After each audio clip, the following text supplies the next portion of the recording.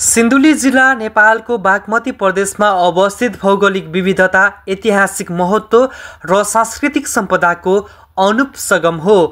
यो जिल्ला पहाडी, भित्री मधेस र तराई गरी 3 प्रकारको भूबनावटमा विभाजित छ, जसले यसलाई प्राकृतिक रूपमा समृद्ध बनाएको छ।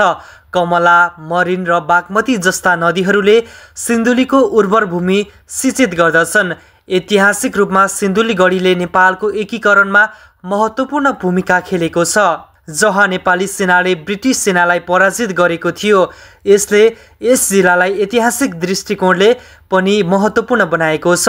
सामाजिक रूपमा सिन्धुलीमा तामाङ, मगर, नेवार, बाहुन, छेत्री र थारू जस्ता विविध समुदायहरूको बसोबास छ, जसले यहाँको सांस्कृतिक विविधतालाई दर्शाउँछ। आर्थिक रूपमा कृषि यहाँको प्रमुख गतिविधि हो, तर पछिल्लो समयमा पर्यटन पनि यहाँको आर्थिक स्रोतको रूपमा विकास भइरहेको छ। सिन्धुली गढी, सिद्धबाबा मन्दिर र कमलामाई मन्दिर जस्ता पर्यटकीय स्थलहरूले पर्यटकहरूलाई आकर्षित गर्दछन्। बीपी राजमार्गले सिन्धुलीको आर्थिक गतिविधिमा ठूलो प्रभाव पारेको छ, जसले यस जिल्लालाई थप विकासको बाटोमा डोर्याएको छ।